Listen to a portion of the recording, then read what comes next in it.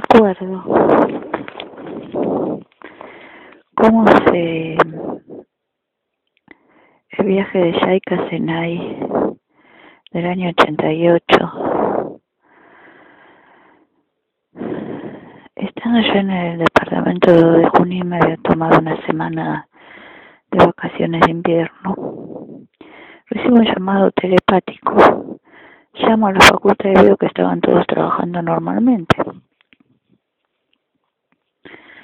Yo les había dado un tester de los viejos, de esos grandotes negros,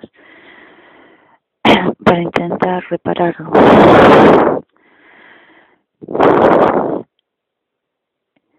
Entonces conecto todas las ideas, tomo el tester y lo llevo a la facultad. Y digo, no, quería hacer una consulta de reparar este tester. Pero bueno, hay que llevarlo ahí a 2 o 3 cuadras había una casa que lo reparaba. No sé si había que comprar un repuesto, no me acuerdo. Y recuerdo que vuelvo y sigo trabajando y me dicen, no estaba de vacaciones. Y digo, sí, pero dice, no, yo lo que quería era que vinieses para decirte lo del curso de Brasil. Bueno, me dieron los papeles de eso. Y lo lleno. Me acuerdo que iba caminando por las calles cercanas, retiro los formularios, ¿no?, de la sede de Yaika, que queda ahí en esa callecita de ese barrio, ¿no?, tan peculiar. Y abrazo mis carpetas y digo, ay, yo quiero hacer este curso. Y tuve como un presentimiento de que tenía que hacer los formularios muy rápido, sin mucho espacio de ninguna otra cosa, ¿no? Entonces los lleno rápido, los entrego sin decirle, no me acuerdo si en la misma facultad donde era. Bueno, la cuestión que llega el telegrama que lo habían aceptado y unos días antes ya el curso estaba empezado. El curso creo que empezaba en agosto y yo tenía que presentarme en el curso. Es decir, había alguien que había empezado el curso y lo había dejado, o algo así era. Por eso tenía un lugar. Y para viajar en avión había que llevar el documento nada más. Y yo siempre lo llevaba en el portafolio, en el bolsillo del portafolio. Y no lo tenía, no había desaparecido, lo perdí. Y me acuerdo que me dice, pero ¿vos dónde lo tenés? Vos lo tenés en el bolsillo del portafolio. Y saco el pasaje, mejor dicho, lo reservo. Y con la reserva del pasaje tramito el DNI en el día. Me pasé, no sé, 4 o 5 horas. Ya tenía la reserva, el DNI, me compro las botitas de lluvia. No me acuerdo por qué, me compré algo de ropa, creo. Era un sábado, me acuerdo. Y estaba en el avión, ya. Y me acuerdo que me sentía tan de entre casa, ¿no? Viajando en el avión sin ningún no sé, parecía como que ahora yo salgo, voy a los chinos y de pronto estoy en un avión que me lleva a hacer un curso de microcomputación de 3 meses, ¿no? Me pareció una cosa tan extraña, estaba sentada en el avión, además que yo no había hecho ningún viaje de esa índole. Pero vivía muy sujeta al Espíritu Santo y estaba muy acostumbrada a arremeter con cosas que no tenía idea de nada, porque era la moneda de todos los días, ¿no? Arriesgarnos y seguir el espíritu. Bueno, llego al aeropuerto de Brasil y no dejaron de ser situaciones de felicidad, de satisfacción profesional, de situaciones de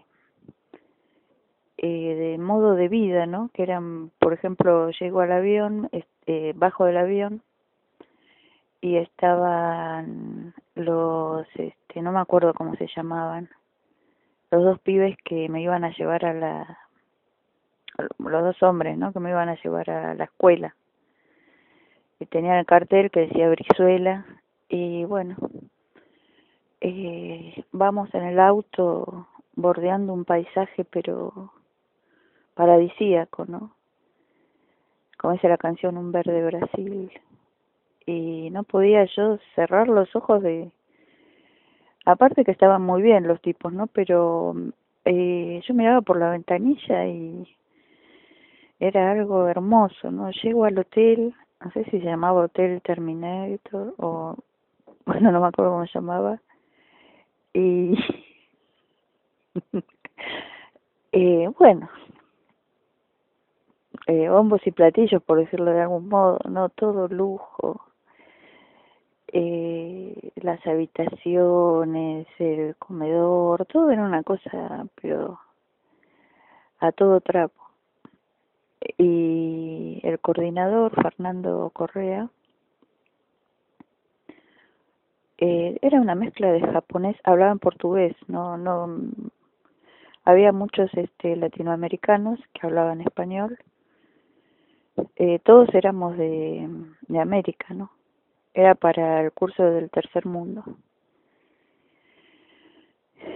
Y llegamos a la escuela y todos, cuando venía alguien nuevo, hacían todos los chicos una rueda grande, grande.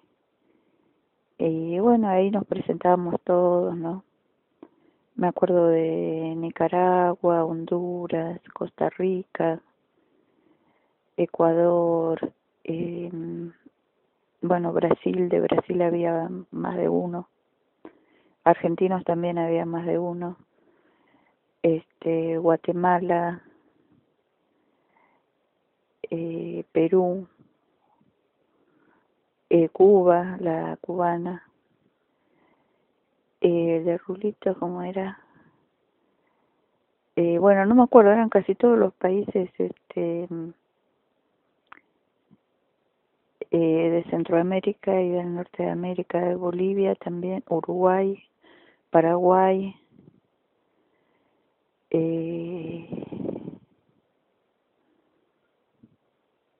México,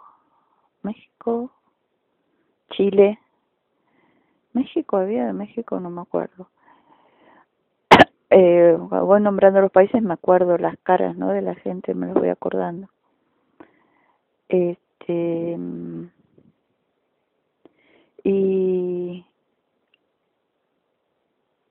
el que no me acuerdo, ese Rulitos, tenía síndrome de abstinencia porque bebía mucho. No lo dejaban beber y le agarraban tembleque, sí.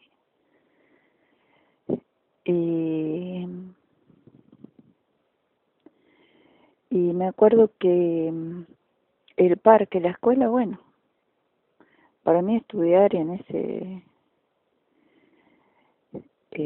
pequeño jardín, ¿no? Porque la escuela técnica tenía todo un gran parque tecnológico, pero era un parque, digamos, con árboles, calles, preparada hasta que uno llegaba al edificio y las aulas eran muy amplias, muy luminosas, todos ventanales, quedaban al exterior, impecables por supuesto los pizarrones blancos con los marcadores, los docentes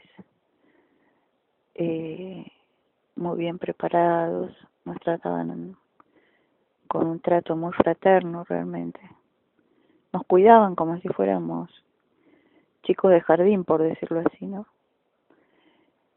Y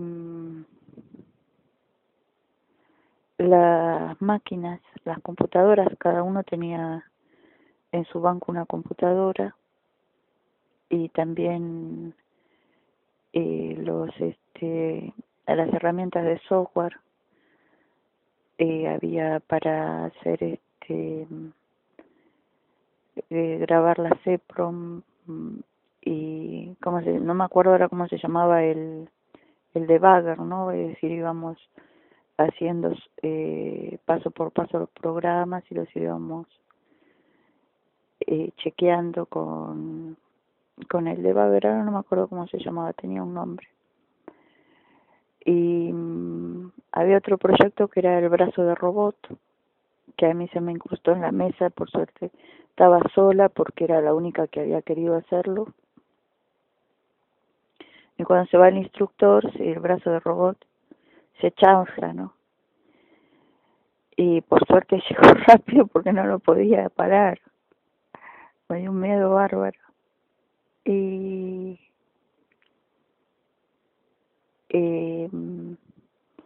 después llega el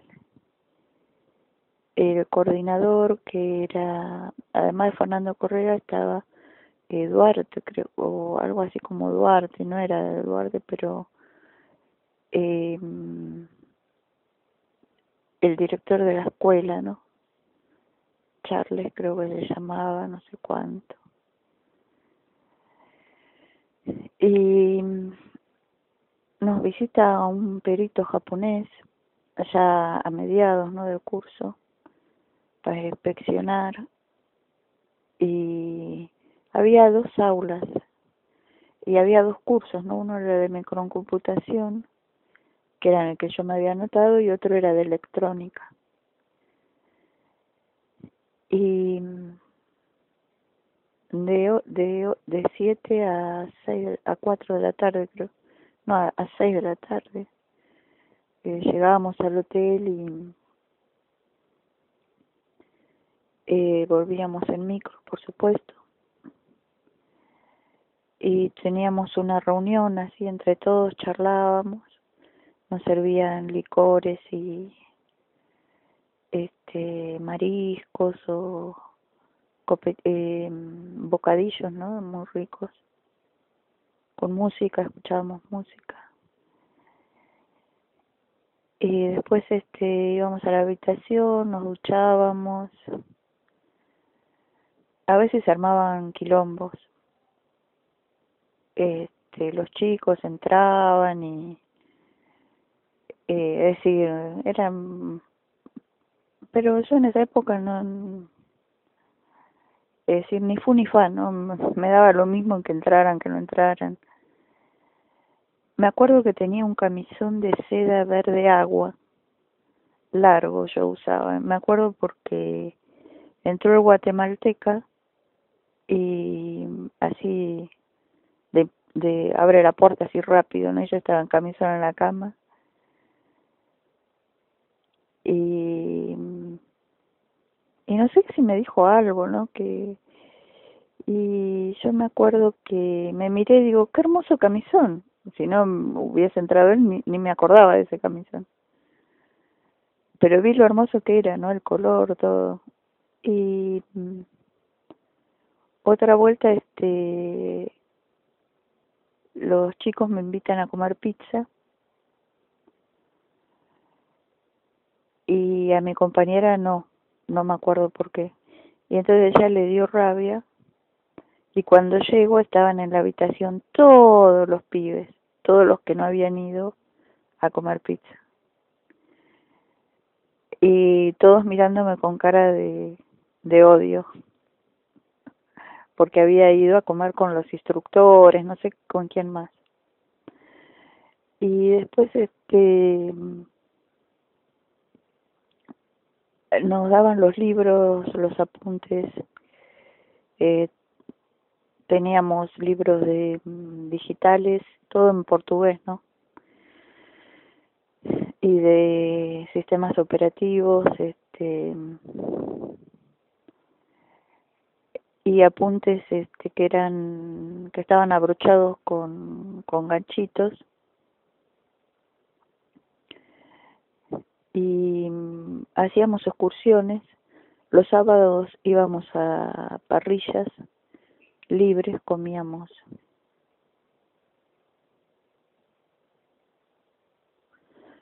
todo lo que queríamos. Teníamos pileta también, jugábamos vóley, había un gimnasio los jueves, no sé si era 2 días a la semana o uno que hacíamos deportes. Y las materias se iban como, digamos, progresando así lentamente con esa filosofía japonesa, ¿no? De ir de lo más sencillo, e ir como armando una especie de complejidad, ¿no? Hasta manejar herramientas, máquinas, todo por computadora. Y nos hacían que hagamos preguntas, que preguntáramos, que participáramos. Había gente de Colombia también, el colombiano que no sabía lo que era la trap, me decía que él tenía no sé si era el otro colombiano, pero que era un compañero de habitación que tenía un libro, que él lo había resuelto comprándose ese libro, pero él no sabía cómo resolverlo, ¿no? Porque dice que todos sabían lo que era la trap y él no sabía lo que era. Y entonces me llamó el coordinador y quería saber si él estaba en mi habitación. Y después entonces serían 3 de Colombia. Después había uno que era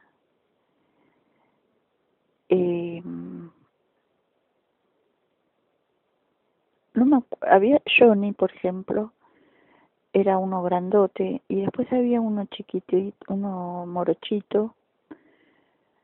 Johnny no me acuerdo si era también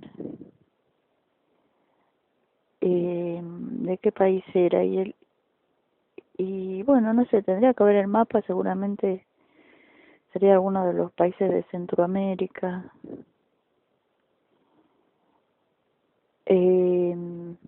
Me acuerdo las caras, no me las acuerdo de todos.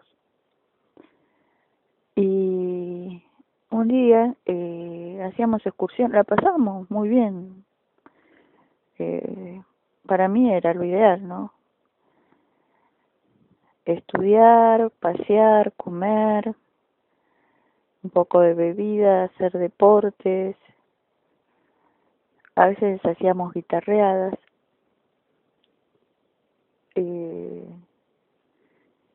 Había mucho aire, mucho sol, caminatas. No sé si llegábamos a escalar algo o algún tipo de...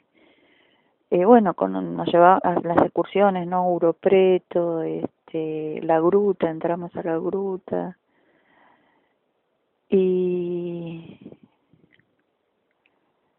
es decir, había cosas que me hacían sufrir afectivamente.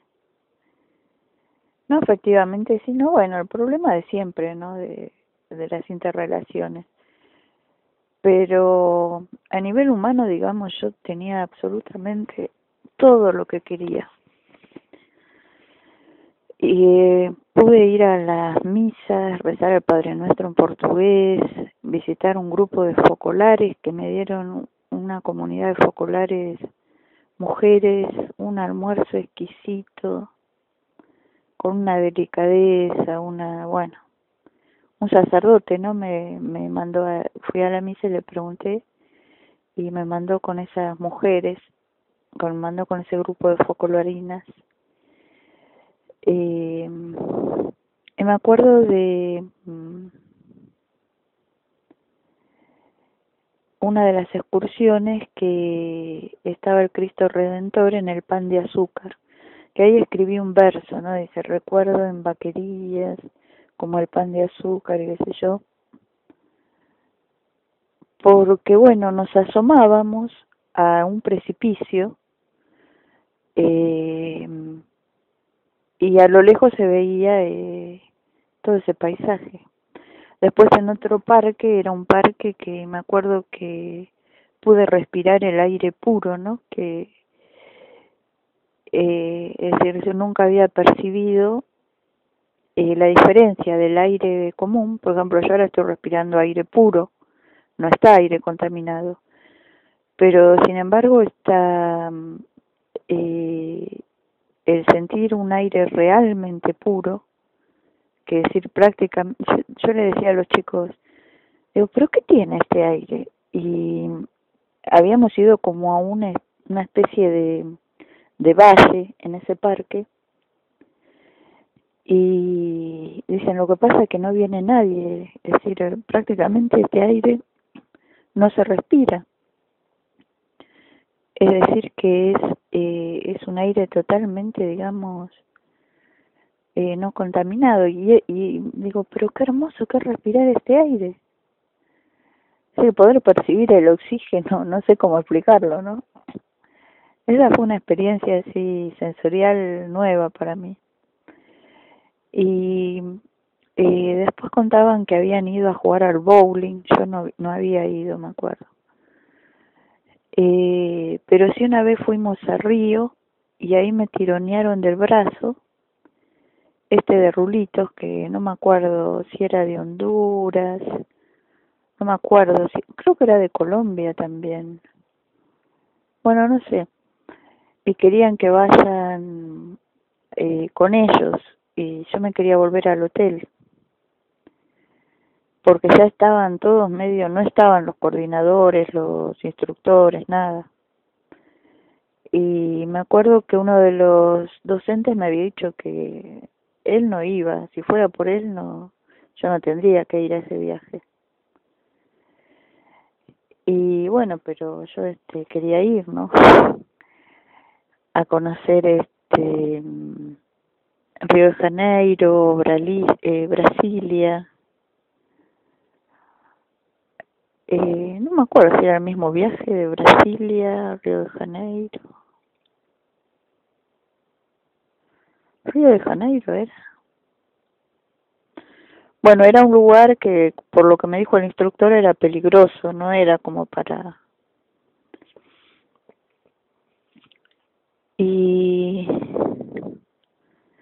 sí, efectivamente, en los boliches bailaban las mujeres desnudas, y yo decía, ay, ¿qué hago acá, no? Y bueno, ahí fue todo medio como...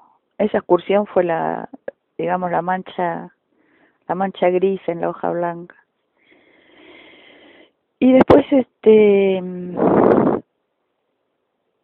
teníamos kits de microprocesadores para enchufarle cosas, manejar motores, o hacíamos excursiones a industrias, a plantas industriales, para ver todos los circuitos de control automático de temperatura, de todo, ¿no?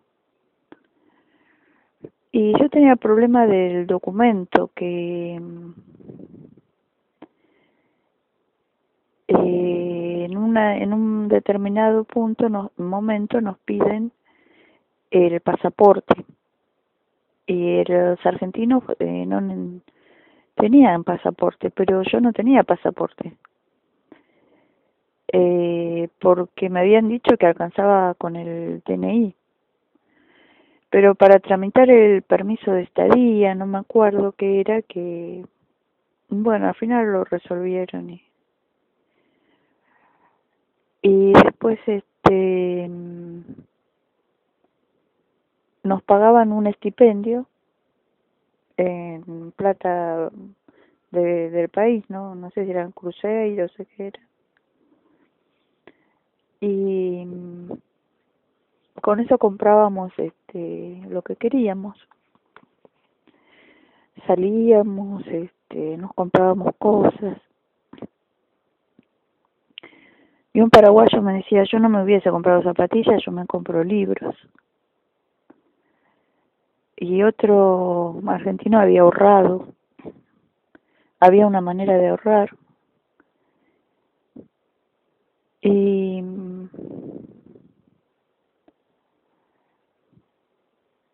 después al volver, me acuerdo que nos podíamos quedar unos días,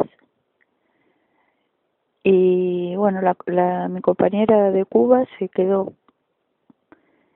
y a mí el coordinador me dio a entender que, no sé cómo fue que me dijo que, bueno, yo en esa época era muy dócil, no era como ahora que me quiere monitorear o eso. Hizo una mirada así medio fuerte, y yo agarré y dije, bueno, me vuelvo. Es decir, uno se podía volver, por ejemplo, el viernes que terminaba el curso o el sábado siguiente, o quedarse hasta el lunes. Y después me escribió mi compañera que cuando ella se quedó esos días y se fueron todos, se sintió muy sola porque la habían dejado, bueno. Y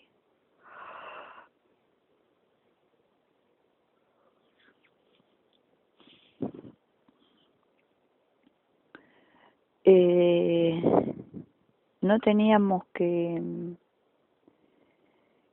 mucho, decían que más de no tenía que pasar mucho más tiempo, porque 3 meses estaba estudiado por los japoneses o no sé qué, que 3 meses una persona puede vivir fuera de su país y lejos de su familia sin demasiados problemas, inclusive siendo casado o lo que fuera, pero que más de 3 meses no se toleraba. Y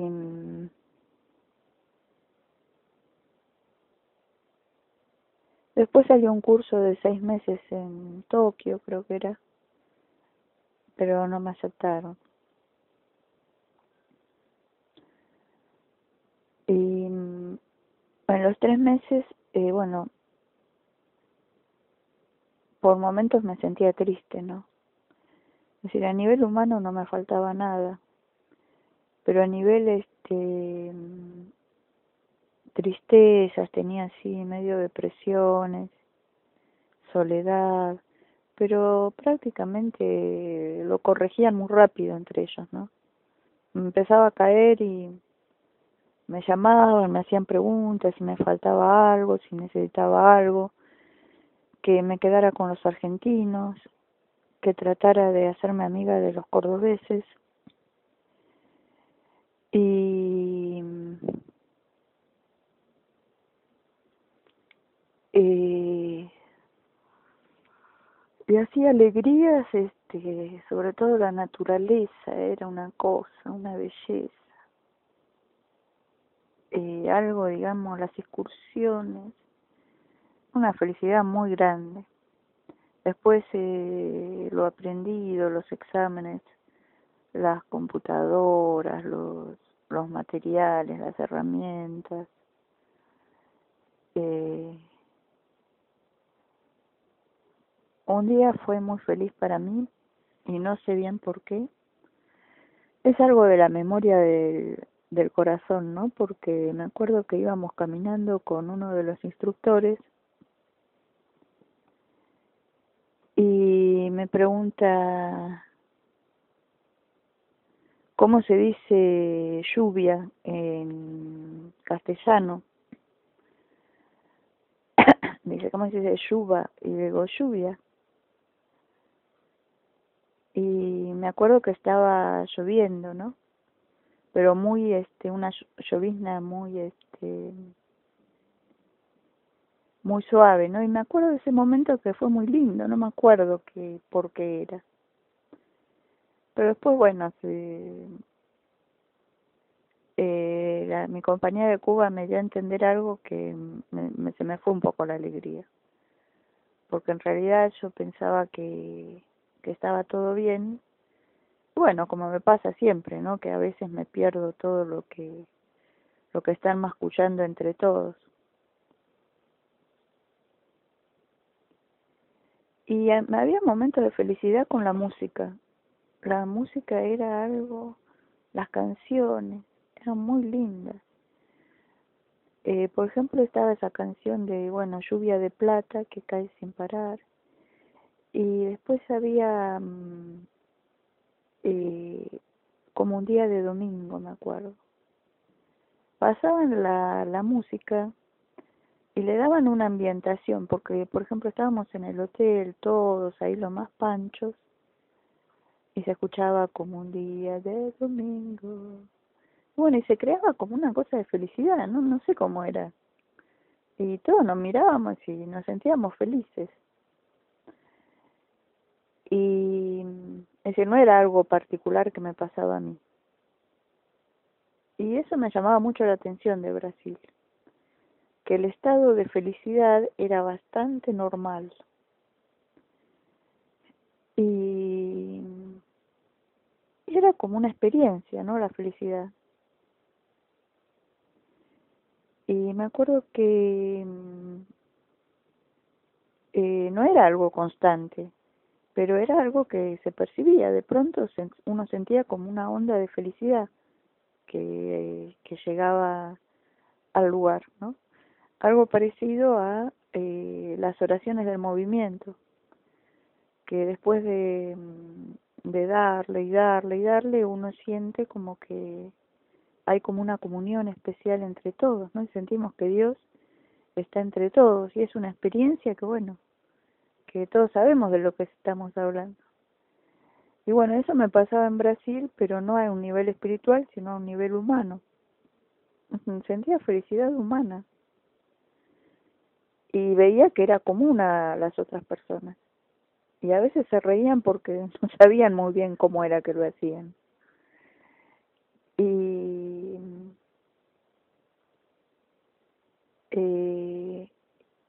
al llegar a Buenos Aires de vuelta, se estaban peleando por las valijas.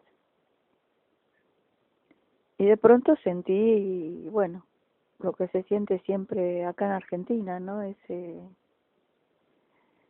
especie de infelicidad humana. No llega a ser sufrimiento, pero que no está la felicidad presente. Y me acuerdo que se lo comentaba a mi jefe y se enojó, se disgustó, ¿no? Después se lo comentaba a Jordi y me dice, bueno, puede ser que tenga un poco de, no me acuerdo qué palabra usó, así, algo así como complejo de inferioridad, ¿no? Pero yo hablaba de no hablaba de él, no estaba diciendo que él era, digamos, infeliz, sino que decía que todo el tiempo, en Brasil todo el tiempo, el nivel de satisfacción de la gente era muy alto, a pesar de que había pobreza, gente en la calle, pero las personas parecía como que estaban satisfechas consigo mismas, independientemente de lo que vivían. Y bueno, y por ahí en Argentina el cambio era muy drástico, ¿no? Yo, por ejemplo, viviendo en Argentina no me daba cuenta de eso. Pero al irme y volver, y apenas llegar al aeropuerto, sentía eh, la infelicidad de la gente, ¿no? Como algo corriente, como algo común. Y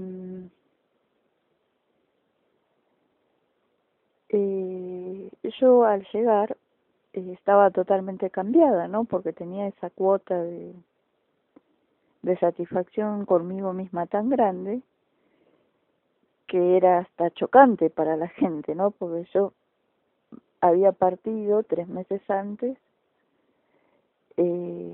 como un pollito mojado, ¿no? Como alguien temblé que no llegaba a ser, digamos, pero una persona totalmente insegura de sí misma y había vuelto con un agrandamiento tan grande inclusive a nivel físico estaba como más desarrollada.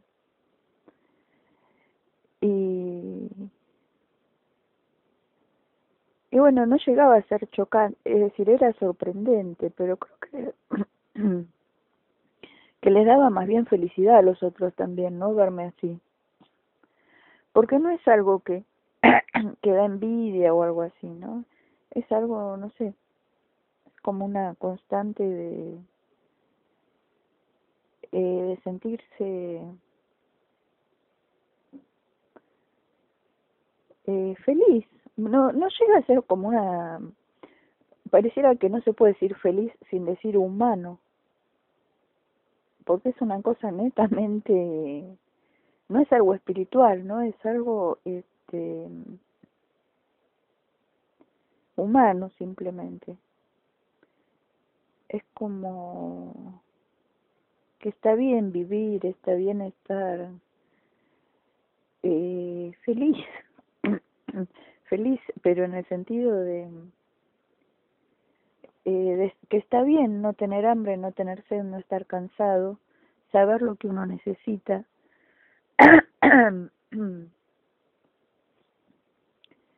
disfrutar, hacer el bien, es decir, es como una serie de cosas que sumadas tienen un peso importante y a uno lo hacían sentirse feliz. A pesar de que yo tenía tristezas y todo, pero humanamente estaba todo bien. Es decir, tenía todas mis necesidades básicas satisfechas. Por ejemplo, ahora más o menos me pasa eso. Eh, no es que no tenga ningún problema, sino que eh,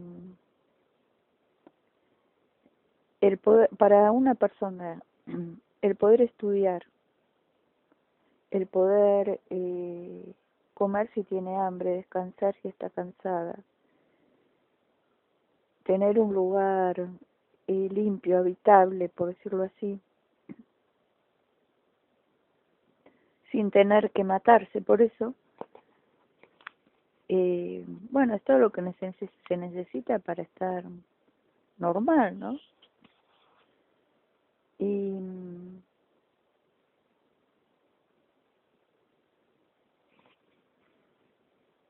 y una de las cosas era que a veces nos quedábamos después de horas, un día por lo menos, no siempre. Y me acuerdo que Johnny me dijo, había un trabajo, una especie de ejercicio, una práctica, no sé qué era, que yo estaba haciendo y había que grabar, me parece algo. Y creo que el grabador, no sé si era en un cassette o cómo era el tema, no me lo acuerdo, o en un disquete. Y a veces funcionaba y a veces no. Y eso quería decir no sé qué cosa. Y era fácil hacerlo fallar. No sé si era que uno se distraía o cómo era el tema. Y me acuerdo que yo estaba sola en los bancos del lado de enfrente de los instructores. Ya se habían ido los instructores, todo. Y después estaba Johnny con los otros pibes del otro lado trabajando. Y ahora me acuerdo de Errol y de los otros dos brasileros que se sentaban por ahí, ¿no? Y entonces viene Johnny y me molestaban y me distraían, no me salía el trabajo, porque era una cosa muy, que por un pequeño cosito fallaba. Y entonces yo empecé como a mascullar en contra de Johnny, ¿no? Porque, y se para Johnny enfrente mío y me dice, qué malo que soy, ¿no, María? Bueno, no sé, eran muy de decir lo que uno pensaba, ¿no? De hacerse los que sabían el pensamiento del otro. Y se para enfrente mío y me dice, mira, yo,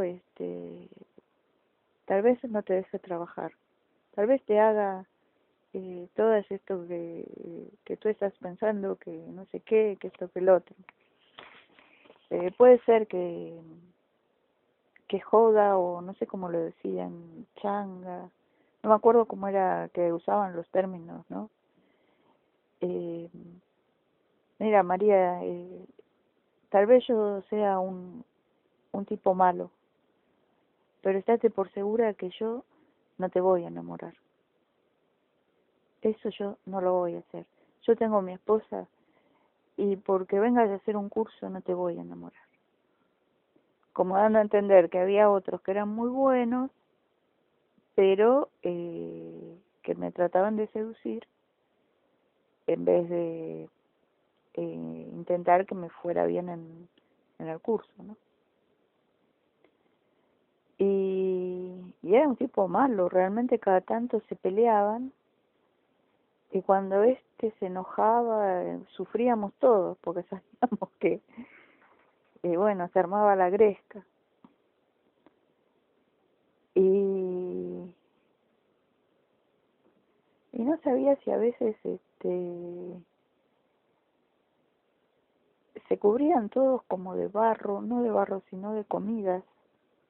Es decir, a cada tanto hacían una especie de fiesta que, bueno, se tomaban, se mamaban al mango y se embadurnaban todos se manoseaban, ¿no? Y siempre cantaban, les cantaban a los argentinos y en el mismo barro todos manoseados. Y, y comían langostinos, decía, Mari, venía a comer langostinos a la pileta. Y Bahía Blanca no es un país, hay un país así pequeño, Gibraltar, no creo. Bueno, era colombiano entonces el otro, no sé, había varios de Colombia. Eh, y mujeres éramos dos y la instructora. Y bueno, después el asado que teníamos que preparar las vinagretas y los argentinos tenían que hacer el asado y no sabemos cómo hacerlo. Y ahí fue que Fernando Correa me dijo dijo, dichoso el hombre que se case con María. Y, y después me dice a mí,